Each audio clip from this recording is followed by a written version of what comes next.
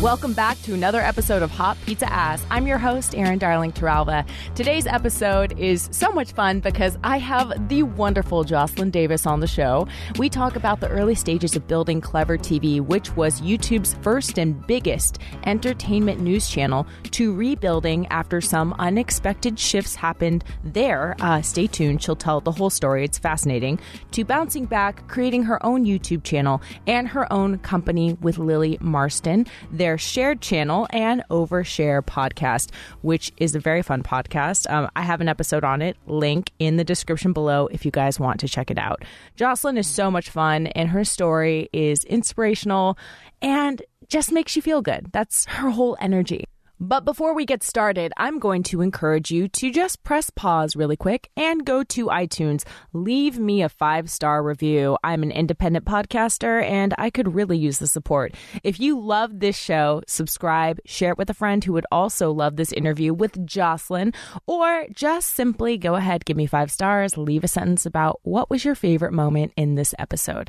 Thank you guys so much. We'll see you on the other side. Here is Joslyn Davis. Joslyn Davis, welcome to the podcast. I could not be more excited to have you here because also this is early May and I know you took all of April off. I did, which is like, and for anyone that knows me, that's very out of character for me. So I have a lot to say about it. I want to hear it. I want to hear about why were you like, okay, I need a month off, and why hadn't you taken a break for the 7 years at least prior? A lot of great questions. And I think what it all stems from is a few things. Well, one of them being I love what I do, and it's usually too late when I realize it's work. It's caught up with me by that point to where I'm like truly physically, mentally, emotionally, everything exhausted. So that's one piece. And then digging deeper and unpacking a little bit more. Now that I'm 39, I'm in my very late 30s. I think I can definitely say without a shadow of a doubt that throughout my life, I've had so much of my identity in being an achiever and being successful and working hard and all of the things wrapped up in that. And I have had to kind of take a step back and be like, wait, am I just a bunch of things that I'm doing for other people, or is there more to me? And I think probably over the last like 5 to 7 years, I've been trying to focus more on like getting a life. It was funny. I had a friend yesterday who you might actually know. She has a podcast as well. You guys should connect. Her name's Danielle Robay. And she was like, Jaws, do you remember 5 years ago or 6 years ago when you walked in your office after the holiday break and just said, this is the year I'm getting a life? And I was like, oh my gosh. And that was the year. I'm very big into like saying the things that you want and speaking them into existence, because I just feel like maybe it won't happen, but it's more possible that it will, right? That was the year I met my husband. I moved into a new place that I really loved. I just started like this fresh season of my life. So right now I'm just telling everyone that I'm doing an iOS reboot on myself and that I'm turning myself into Joslyn 2.0. I don't know what that means or what that looks like, but I am exploring it. Okay, I think that's so exciting. And I love that because with you, it's so interesting that you've said a lot of the things that you're saying and about how you're feeling and feeling that your worth is really like wrapped up in external validation and stuff like that for your career or having to serve other people. Because like something that's so awesome about you is that you are like, you come from such a great family. Like your family on social media is so fun to watch. Like, I'm like, oh my God, it makes me jealous sometimes that I have a great family too, but my parents are in Northern California. So they're not here. And when I see you posting all your cute stuff with your family all the time.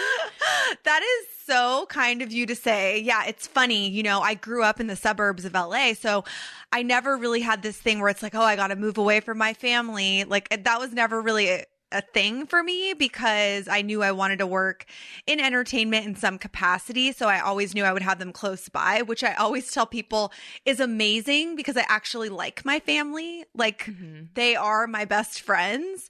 And I think that's honestly all credit to my parents in really cultivating and creating like a little culture within our family. And always, you know, I have so much identity wrapped up in who I am within my family also. But I think that's a little bit more healthy than just like working myself to the bone. So I'm so grateful. My brother and sister really are like, we celebrated, my sister and I have a birthday one day apart. So we're like kindred spirits. And we all just celebrated our birthdays together, just the three of us with our significant others. Like we like hanging out. So I'm glad that you noticed that because they're actually far more entertaining than me. Like far more entertaining than me. No, I think you guys are just a great unit. Like I love catching up on your social media life with your fam. But so then out of curiosity, since, you know, you come from like such a great family and an amazing support system, you have an amazing husband, like you always look so happy on socials. So I'm just curious, do you think some of that, the whole like working your ass off comes from just the competitive nature of being in entertainment? You know, it's weird because anyone that knows me well, and you would probably know this too, like I'm not really a competitive person in that I don't compete with other people. I don't know where that comes from, but I think it's also because I never did sports. So I didn't really understand that concept. Anything that I was ever involved with that might have been like competitive was always more of like an art, like dance or piano, where it was kind of like anything goes, all levels are accepted, just doing it is celebrated. Like I'm one of those people who believes everyone gets a trophy. Like I'll just be honest, like that is who I am. So I am not really competitive. I love watching people I respect and, you know, taking things from them. But I wouldn't say like I feel a competitive nature with other people, but I'm highly competitive with myself.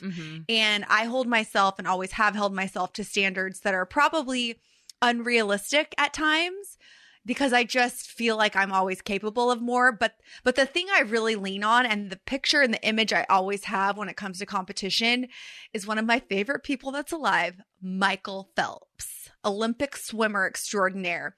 There's a meme of him that speaks to my soul where he is at the Olympics and he is just winning all day. And he is just got his goggles on and he's looking straight ahead. And it's a wider shot and it shows the two men competing against him in each lane. And both of those guys, no offense, both of those losers, because they did lose, are looking at him. They're too busy looking at Michael Phelps to stay in their own lane and pay attention to winning. And so that's kind of how I try to be. Like, I don't like to compare myself to other people or feel competition with other people because I'm just in my own lane, you know? I'm just like doing my own thing and competing with myself. But it is hard. It's undeniable. You will know, like in this industry and really in any industries, there is a high level of competition. So you have to know it's there. Like you can't just be completely immune to it. But I try not to focus on it. And thankfully for me, I just feel like it's naturally easy for me not to focus on like the outside world so much. So anyone else's success is my success. That's how I feel. We could just celebrate. Not everybody, but like most people. Not everybody. There's some people I'm just not morally aligned with, so I can't celebrate their wins. But, you know, other people, yes, we all win. Everyone gets a trophy. I love that. And you know what? Like, it's worked out so well for you because you ended up in a lot of really amazing, like, opportune places at the right time. And we're going to talk about that. But I want to take it back. Did little Jocelyn always know she wanted to be a host?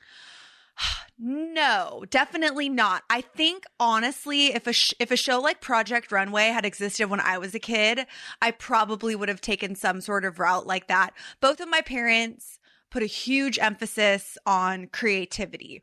My dad is a musician. He studied music in college and went on to, you know, he was in a band and then he became a music teacher. My mom is like a master seamstress. She was a home ec teacher for her entire career. So my parents put as much emphasis on creativity as they did on all of the other academic studies. So really, I always knew I was going to do something creative. But as a child, I told my mom I wanted to be either a lawyer or a hairstylist. So obviously things have not really panned out, but I wouldn't say until my senior year of high school was when I decided I wanted to get into broadcast journalism. And that's really where I started out, was like, Joslyn Davis reporting live from the freeway. There's a crash. Like, that was kind of my origins. And I know you went to journalism school too, didn't you? Mm-hmm. Yeah. So that's what I actually thought I wanted to do. And I got into that because of one of my teachers. I took a speech and debate class in high school, and he was like, "You're kind of good at this. Like, I have a contest. Why don't you enter it?" And I was like, cool, whatever. I could win like $50. Next thing I know, I end up winning and going to the next level and winning and winning and winning. And then I went to like the California State Championship or something for speech and debate. I was on the speech side, not the debate side. And I was like, oh, I guess I could like make money talking. That's how I got here. That was the beginning. That was my senior year of high school. So a long time ago. Oh my God. And then, so then you went to school and you had the opportunity to kind of like pursue that a little bit further. Mm-hmm.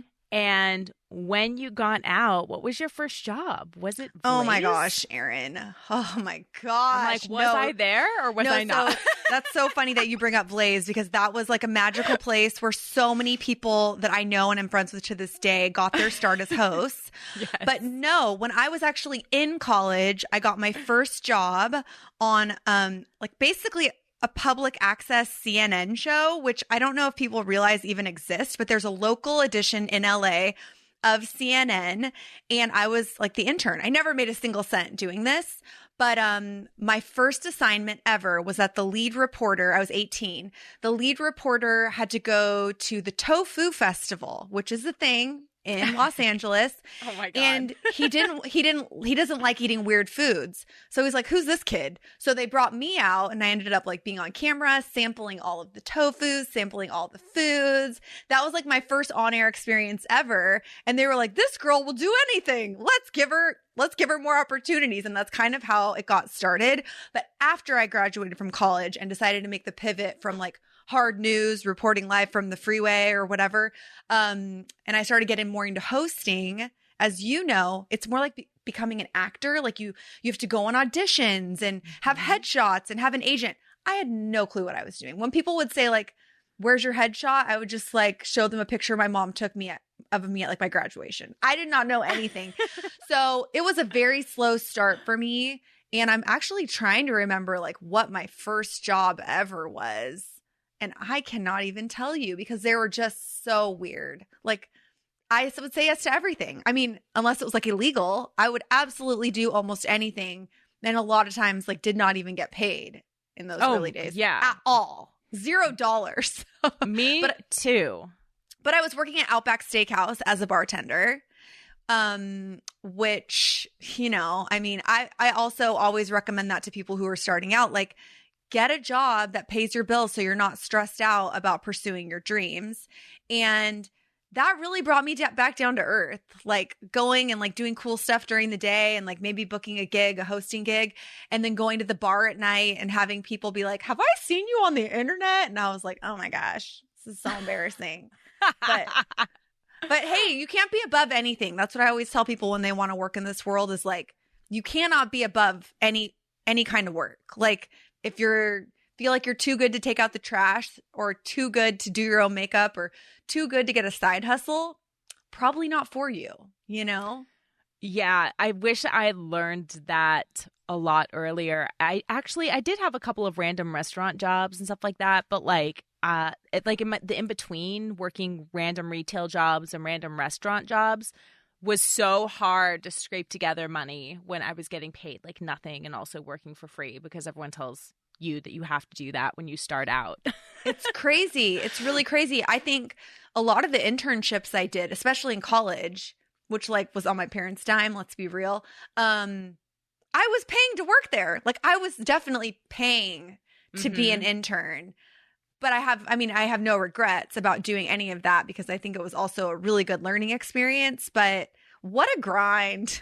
I know. What a serious grind. And then I want to hear the story of how you ended up at Clevver, which, you know, really, like, Clevver launched, like, you and Dana, the two, you guys, if you guys don't know, that what Clevver is. I'm sure a lot of listeners do know, but you guys became like the YouTube entertainment hosts, like the faces of YouTube entertainment news. Isn't that wild? It's wild. So crazy, because it's like, I don't think any of us knew at that time that that's kind of what it was going to become. It was just kind of like another random side hustle, at least for me, while I had 15 jobs. But you guys were there every day, and you like lucked into a full-time job hosting, which no one gets. That is like so rare. So I want you to tell me about that. How did that start? Right. So that was in 2008 when I went on that audition. And by then I was already working pretty steadily. I was working as a model a lot, which is hilarious. That's like, you know, when people are like, I accidentally became a model, and you're like, yeah, right. No, that's what happened to me. I was like, what is going on in my life? I got on a magazine cover. I was like, this is the stupidest, craziest thing that's ever happened. But I was glad because I was making enough money working in entertainment. And by the time I got Clevver, I was already working pretty steadily as a host. I'd gotten some cool opportunities, but I was always looking to beef up my resume. I was always looking to beef up my reel and to meet new people. And also by then, because I have younger siblings, I already saw the writing on the wall about the internet and digital video, even though YouTube was still in its infancy stages and it was like only like double rainbow and salad fingers at that point in time. I knew that it was going to be the future for sure. So when I got this audition to go audition at Clevver, also what I liked about Clevver is that they wanted people who could write and produce, because I knew that I wanted to have my hand in everything. And I also knew I wanted to have my hand in business by that point. So I got this job. I went on the audition. I prepared a script. Didn't hear back for like a month and a half. And then I got this email that was like, we would like to hire you. Well, as it turns out, they hired both myself and Dana Ward, who we went on to build this company together, and we're still the best of friends. They couldn't decide. They did the whole audition and they couldn't decide who they wanted to hire. So they hired both of us with the intention of firing one of us after they got to see our work. But she and I became such fast friends, and we had such amazing chemistry together on screen, on camera. They were like, well, I guess we'll have to keep both of them. And honestly, it was just, you know, the combination of hard work, talent, and great timing, because YouTube was so new at this time. And it was just a slow progression. We would go to Clevver to shoot like every now and then, like let's say every 4 weeks, we'd go shoot a few videos. And then we're like, hey, this YouTube thing is picking up steam. And then it became once a week. And then it became, you know, every other day. And then it was like a very slow progression until this moment in time when all of us were kind of like, should we go all in on this? Like, should we make this a thing and really go for it? That's when we became full-time employees, and we got the full-time gig and the contract and all of that. And from there, it was just all out. We're all in, because we had the goal of selling the company or becoming a part of a larger company at some point in time. And that's when we really started growing so rapidly. And it was wild. I mean, I remember the days when I started sending out those emails to publicists, like, we are the #1 entertainment news network on YouTube, and we get however many millions or billions of views. And it's wild because it was really such a slow progression. And just so many years. I worked there for over 10 years, which is crazy. Yeah. So, but I'm so proud of the work that we did and the culture that we created and the people that I got to meet. And I'm so grateful. I'm so grateful for especially the people I got to meet in those early years, because I was still so green. I was like, what am I doing? What's going on? And I have nothing but good things to say about that. But how crazy that even happened. It was not my intention. When I went on that audition, I had no idea, obviously. And now Clevver is, you know, still doing great. So it's just wild. Yeah, that sounds like such an interesting ride. Like it was wild. It was not glamorous at all. Like Dana and I had a collection of t-shirts from Hot Topic, Justin Bieber shirts, Jonas Brothers shirts, Hannah Montana shirts. And we had no money because none of us were making money, Erin. Like we were like literally like living on corn nuts. Okay. And Dana and I would get invited to events and we'd be like, ooh, dinner. Like be so happy. And we would just share these shirts, and we didn't have enough clothes. So we would wear the clothes backwards for videos. We would turn the shirts around. We would like turn them inside out. It was hysterical. We never had like anything fancy like hair and makeup or anything. We were just churning all day and doing everything. It was crazy. It was really wild. Yeah. What was like your favorite memory from Clevver, the early days of Clevver, at least? Oh, gosh, the early days. There are so many. It's really, really hard to pinpoint, but it was such hard work, but it was really genuinely so fun. And we were able to bring in and hire so many friends that we had, like from previous jobs. And that's when things got really, really fun. It felt like a family. And I've met so many people who really are like family to me to this day. But one memory that pops into my mind was right at this like crux of us being like, are we going to really go for this with this company? Was that we decided to test it out for a summer, shooting every single day. We'd never done that before. But we didn't want people to know that we didn't have our own studio. We were actually shooting out of a garage in West Covina.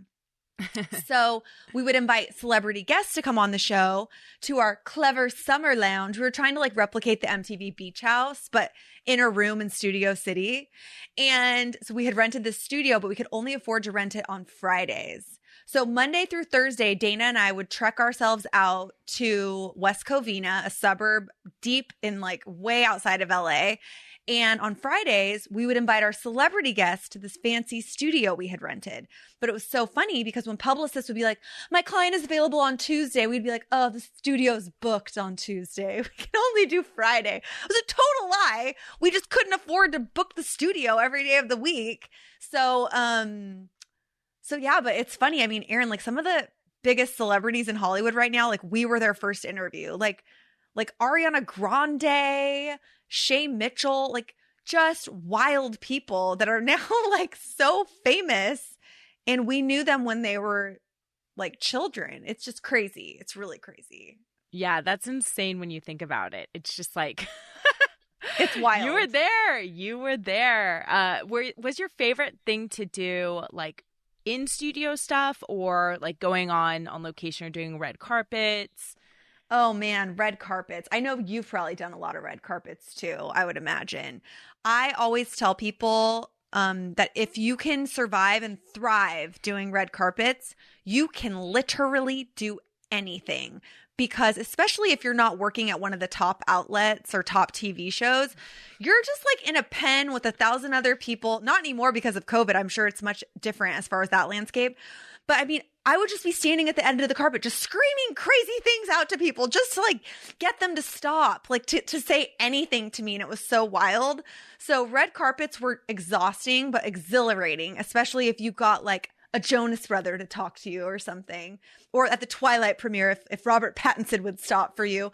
But, and this was obviously back in the day, but I would say I always really enjoyed the things where Dana and I, especially in those early days where we could collaborate, because it was we just always had so much fun together. I mean, we still do in real life.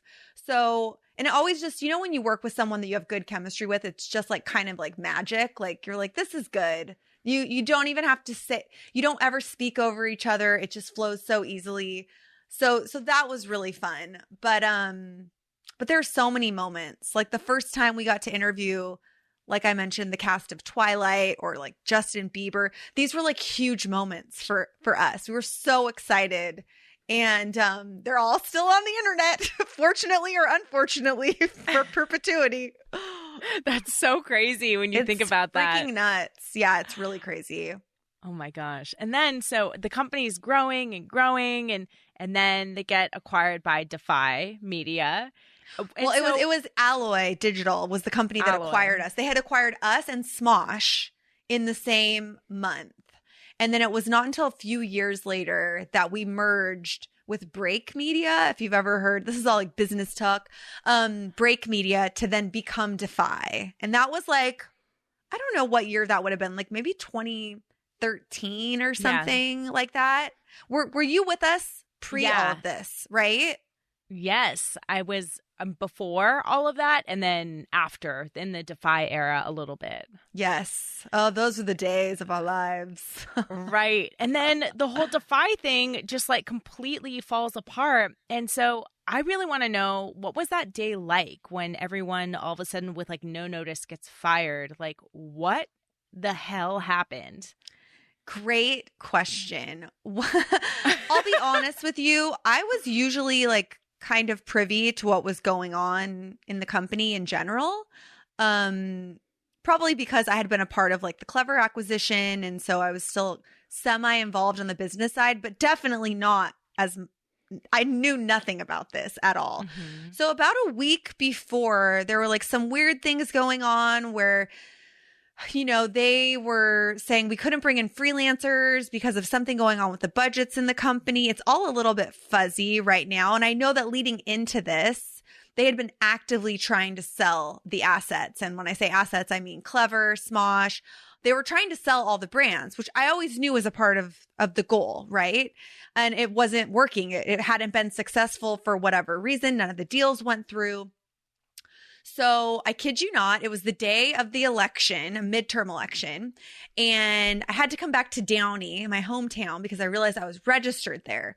So I was feeling myself. I put on a suit. I put on a pantsuit to go vote. And I went to Clevver in the morning and I worked, left work, went to my voting location. And while I was gone, I got an email that was like, hey, you need to be at this meeting like this afternoon. It's very important. And I was like, okay. So I drive back to LA, I go to Beverly Hills. I walk into the office and it was a very small group. It was probably 10 people that worked at the company, all higher ups, like VPs and above. And I sit down in this room, this dimly lit room, and the president of the company walks in and he goes, well, can't believe I'm saying this, but we're shutting down right now. The company's shutting down. I was like, excuse me. I'm like, what are you talking about? I'm like, what do you mean the company is shutting down right now? And he's like, yeah, company's shutting down. Everyone as we speak is receiving their termination emails. They're cutting all their checks right now. And everyone's fired. And then he's like, except a few of you. And I was like, oh, here we go. And he's like, some of you are going to be retained to help sell whatever brands you work for. So essentially it was like some of the talent and a few other people, some of the full-time talent, not freelancers, and some of the other high-ranking people at the company would be staying on to help the bank, which had now been taking over DeFi, sell the company. And then that just became a whole other thing. That night, the office got like, I mean, I hate to use the word looted, but like basically people were like, this is my severance, and just taking computers. Someone sold all the office furniture on Craigslist and paid their rent with it. Like, I mean, it was bananas, absolutely bananas. And because I still was technically working there, I was really scared for all my own personal items. So I had my dad and my brother, speaking of my family, they took off work the next day. And they came with trucks and we just loaded all my stuff out of the DeFy offices. And that was for me like the beginning of the end of my time there. But it was so devastating. I mean, I knew I would be okay. Like I felt fine about it. I was already like kind of negotiating a different kind of contract where I would probably be sort of less involved at that point, which no one knew because it was confidential. And so I felt fine about it. But seeing like so many people that you care about, that you work with, like hysterical, crying, what am I going to do? How am I going to pay my rent? Someone was like, am I going to have to sell my eggs? I was like, this is crazy.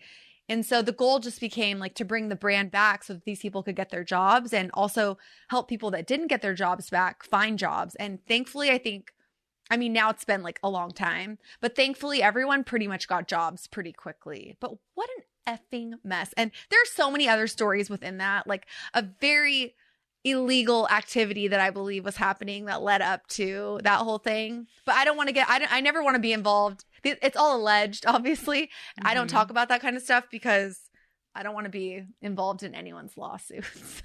Oh my God. You know what I mean? Oh my God. But I'm sure there's a lot of hot tea. Yeah, So. that sounds like a nightmare. I remember when I heard, and I was kind of like, I was a little bit salty about some stuff that happened at my time there. Who wasn't? Oh my gosh. Girl, I will tell you everything when we are not recording because I'm not above spilling the tea. But, you know, I remember kind of just being like, wait, what? What do you mean? Like, I was shocked when I heard the news. And of course, it is really sad to hear about everyone just kind of like losing jobs immediately. It was with wild. no notice. Like, it was what? so wild. And 2 days after that, I just, we didn't have access to our YouTube channels really anymore. So we couldn't even upload really to like the Clevver channel and be like, hey, audience, this is what's going on. All I could do was post an Instagram. So I decided to make a YouTube video on my non-existent YouTube channel because up until that day, I had never been contractually allowed to have my own YouTube channel. But I was like, company doesn't exist. I don't have a job, really. So I made a YouTube video on a channel that had no subscribers, and it went super viral. And I got a lot of subscribers from it. And honestly, it was like the craziest blessing in disguise because I feel like that gave me the freedom to be able to walk away and feel like I could make it on my own, and people were so supportive of us because I never thought people would care about my YouTube channel. And people really like rallied behind not just me, but everybody that went through that. And it was just like, it was mind blowing to me. It was crazy. It was really crazy. Yeah, absolutely. And so now ever since then, you have created your own company with Lily. Yeah, and it's crazy. So I want to hear this whole story too. So at what point, and did you take a break then?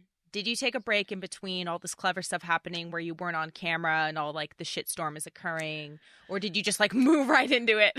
No, I did not take a break because even when I was working at Clevver, I still had a whole side hustle where I was creating content on Instagram and doing a lot of branded content on Instagram.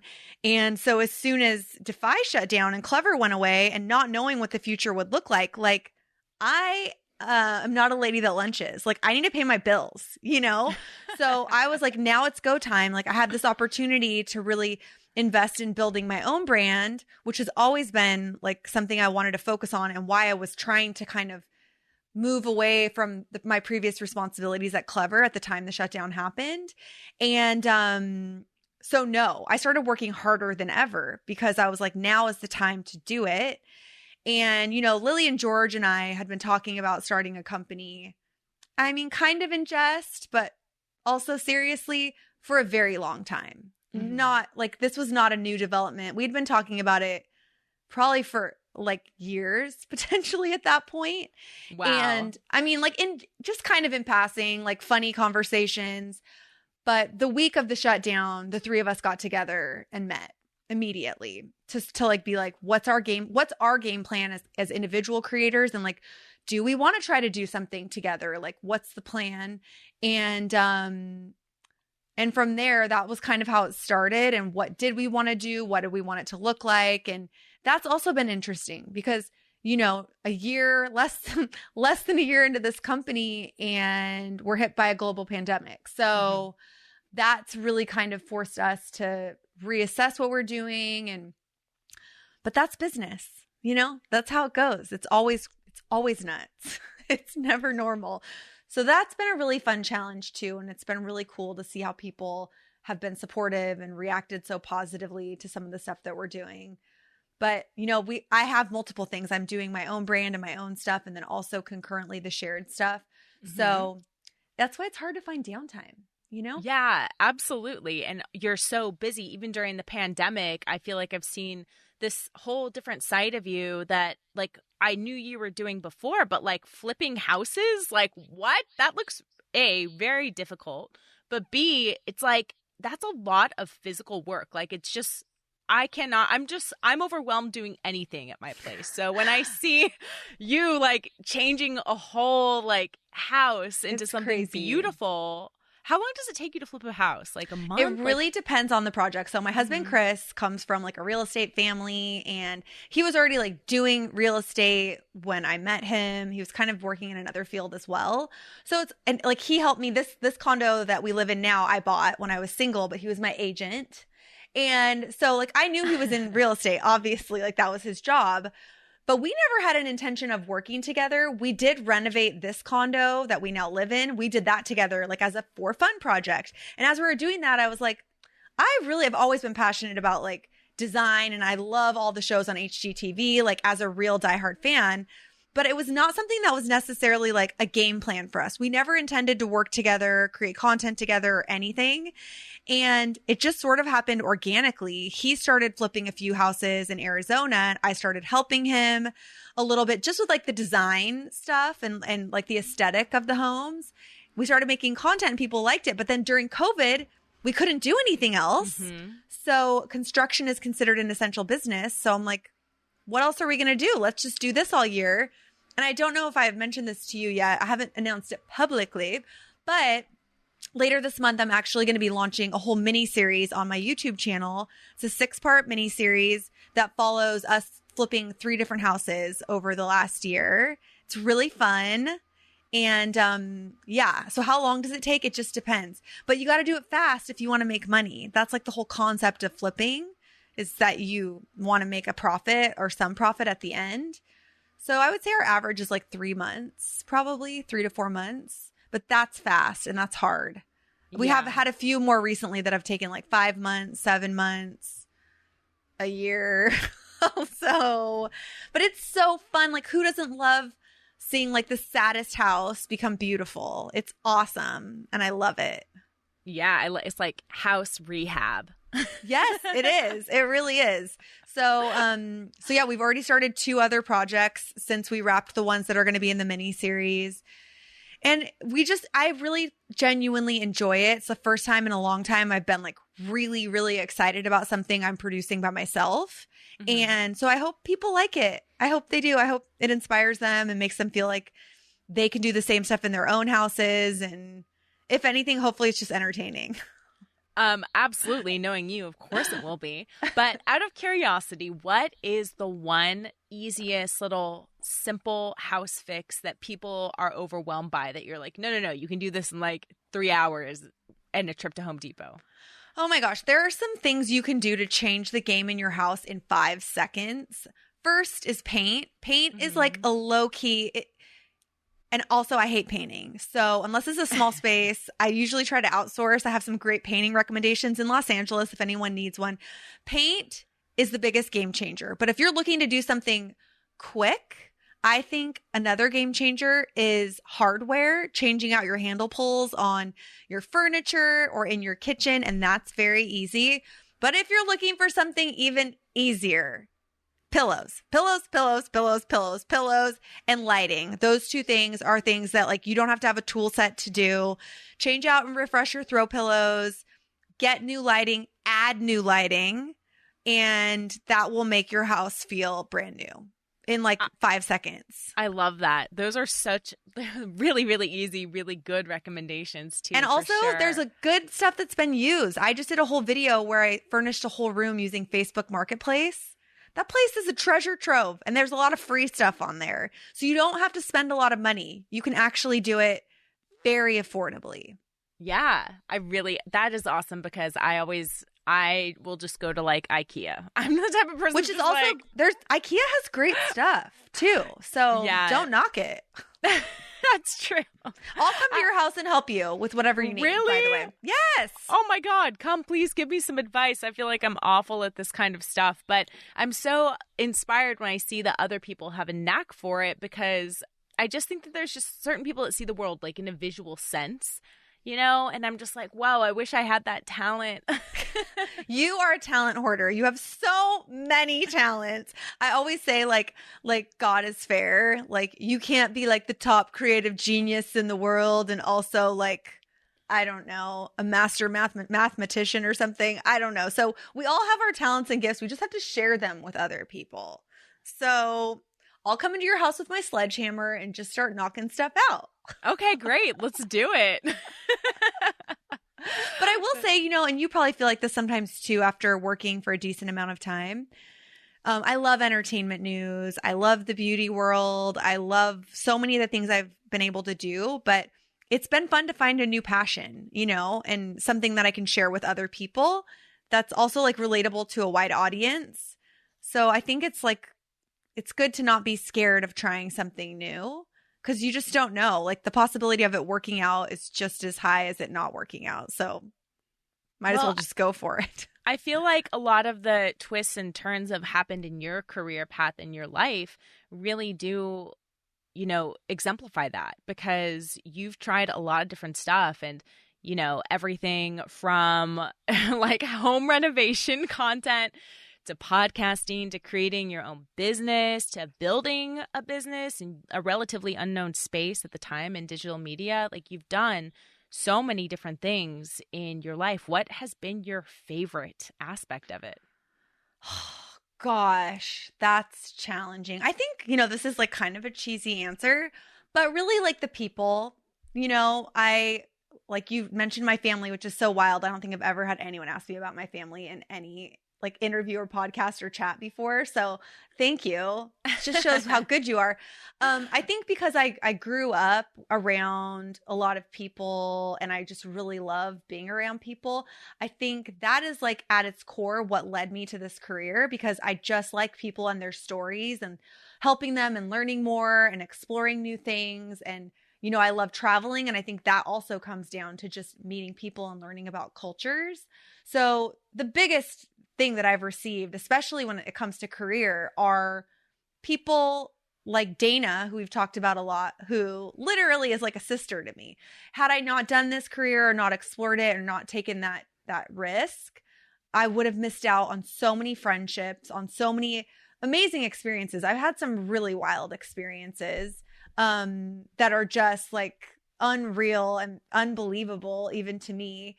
And I think that's probably, it's kind of a cop out, but it's definitely the highlight for me, I would say, just the relationships. Cause like at the end of the day, like when I'm 80, like what's going to matter?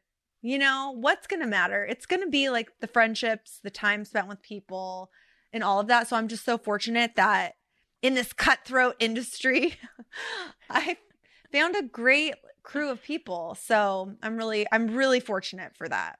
Yeah, absolutely. I think you're completely right. And I think that also just the longevity of those friendships, like a lot of people dip in and out of different friendships and their friend circles change. But I feel like you found like consistent, good friendships.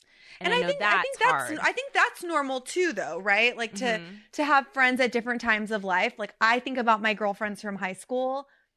I love them. They were like at my wedding, but I don't get to see them because our lives have kind of taken different paths, and that's okay too, But I think because I've worked so much over the last 20 years, those people have become like family to me. So I'm grateful for like all of those. I call them plot twists, like times when I thought I was going to get a job and then I didn't, and then something else happened, or like my company shut down and then I went to go do something new. Instead of like thinking of them as like devastating moments, I like to refer to them as plot twists, because I'm like, something better's coming around the corner. I'm still searching for some of those things, but it's like kind of the way I try to look at it, Right. Let's talk about Jocelyn 2.0. Yes. So is Jocelyn 2.0 going to be like an HGTV superstar? Like, oh my gosh, that from your mouth to God's ears. Is that what people say? HGTV superstar. I would love to be able to continue making this kind of content at a bigger level, and so that it could reach more people. And honestly, it's already what we're doing. It's already what Chris and I are doing, especially him, day in and day out. And if we could help other people, I feel like there's so much misinformation surrounding this world. Our friends are constantly asking us for advice, buying their first house or investing. They didn't teach us anything important in school at all. Okay. No. Like my calculus class is not serving me. I don't even think I've touched a protractor in 20 years. Okay. I forgot what a protractor is till you said it right now. So we really enjoy like helping people when it comes to that kind of stuff, our friends and people that we meet along the way. But absolutely, I would love to see this content like maybe live somewhere bigger, like an HGTV or Discovery Plus or Netflix or whatever. I'm very open to that. And I always tell Chris, I just want to have like a tile line or something. I want to sell tile inside of Lowe's and have our face on the box. Yeah, I would love to see that go somewhere. And I don't think it's impossible. I think we're just going to keep doing it and see if it resonates with people. And if not, we're really having a good time. So it's working out. But yes, hopefully that's a part of the Joslyn 2.0 plan. Good. I could see that. I could see that happening. Absolutely. I would watch that show. Did Chris? Okay, I need to know a little bit more about Chris because I have not met him in person, but I feel like I know him through your content. You guys are the cutest couple. You look so happy together. I loved watching your whole journey. Thank you. And did he ever have an interest in being on camera or doing content or anything before you came? Like he didn't have a past as an actor or something like that? Like how did this happen? And was he like receptive to it? Was he just like comfortable being on camera? Tell me everything. He had absolutely zero interest in ever being like an actor, a singer, a YouTube creator, anything like that. He had zero interest. He's like a finance major. And when I met him, he actually had a startup with a few of his friends here in LA that has since like they've kind of stepped away from, and he's just focused on real estate. But the way I met him was actually through the casting director from Amazing Race when I was on that show. Mm-hmm. She's really good friends with him because, you know, as it is here in Los Angeles, everybody's like been on a reality show or is a YouTuber or whatever. One of his best friends won the show Big Brother and was on Survivor, and it's kind of in that reality TV world. So that's how the woman who introduced us knew him. But at the time I met him, he was living in this like frat house of guys in Beverly Hills in this like crazy mansion of a house. And there was 5 guys living there, and 2 of them were Superfruit, 2 of the guys that are in the band Pentatonics. So Chris was definitely very like used to being around people making YouTube videos or in the entertainment world. I mean, they threw a party because his roommates won a Grammy. Like he's very much around that world. Yeah. But never had aspirations, but was also like not like, oh, I don't want to be in your videos. I don't want to be in your content. Especially now, he's really like warmed up to the idea and is having like just more comfortable with it. Like he's just not a social media guy. Like he's not like posting on his story and like he's not on Snapchat. He's just like actually living his life. So a lot of this is kind of new for him. But I always tell him he's a star. He's very likable. He has a nice face. Yeah, he has a really nice smile. Yeah. So no, it was never anything. In fact, like, you know, I didn't even post a photo of him until we had dated for over a year. I didn't even share that I had a boyfriend for at least over a year, just because I was like, well, let's wait and see how this goes. You know what I mean? Like I was older. I like didn't want to share like everything about my life at that point. And I was like, when I feel like I'm in it to win it, then I'll share this guy. So over the years, it's felt like a slow progression, but he's like, if it's going to help you, I'll be in your content. If it's going to help us, if it's going to be good for us. So he's just like super, super supportive, super awesome. That's so great. I'm so happy that, you know, that he came around and was like, okay, let's make some content together. Me too. And I mean, like, I didn't get married until I was 37. Which, I mean, was the perfect age for me, but some people would say it's older, whatever. I don't subscribe to any of that business at all.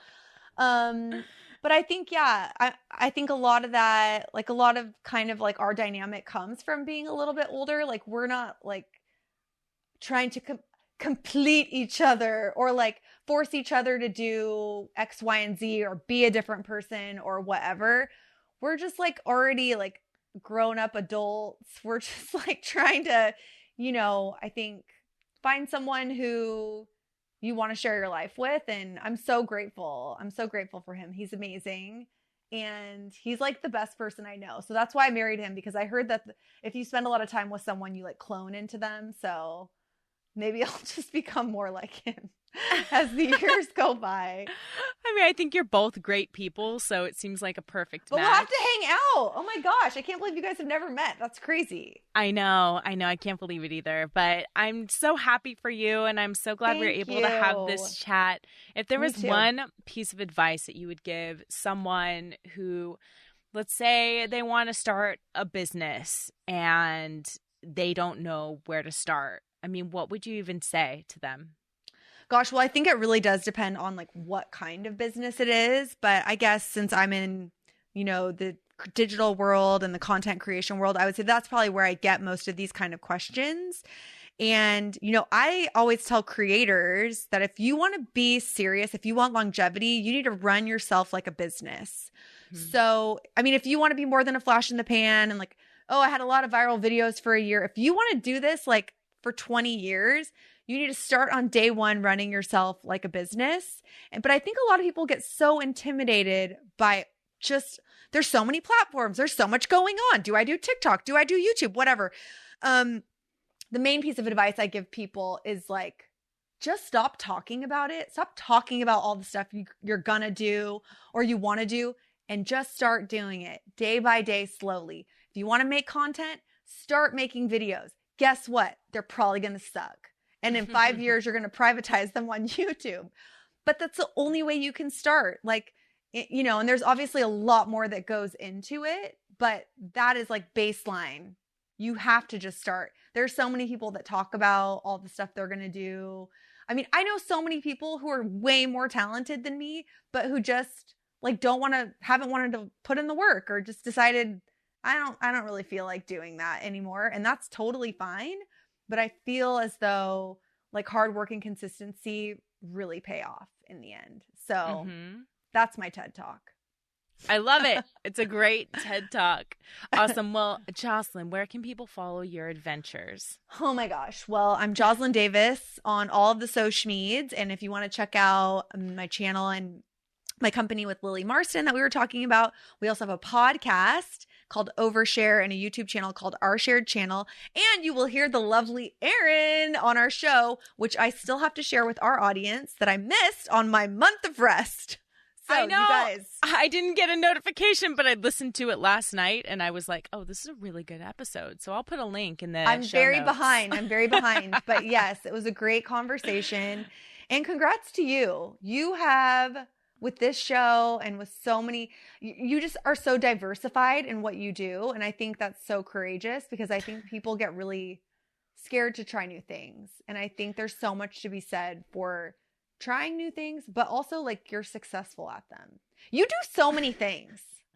I don't know. I feel like you do so many things. I feel like I try to do a lot of things, but sometimes it even overwhelms me of kind of like, well, how, like, do I need one lane? What do I need a brand? And I think I just came to a point where I kind of talked about this on the podcast, but like, you're just kind of your own brand. Like, and I think we all have to realize that like, yes. Gone are the days of like, I'm the tech girl, I'm the whatever Comic-Con host, I'm the entertainment. It's like, no, people are different. People are more diverse than that. And I think that we are finally at a point in society where we can like actually realize that, do a bunch of stuff, and just follow your heart, you know?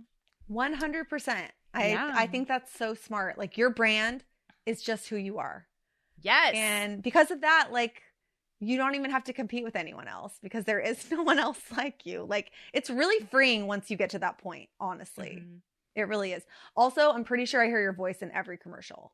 I even DM'd you. I was like, are you in a Smirnoff commercial? Because you have the most like beautiful voiceover voice of all time. Oh my God. No, thank you so much. I wish that was me. I would love to collect that check. That Smirnoff money.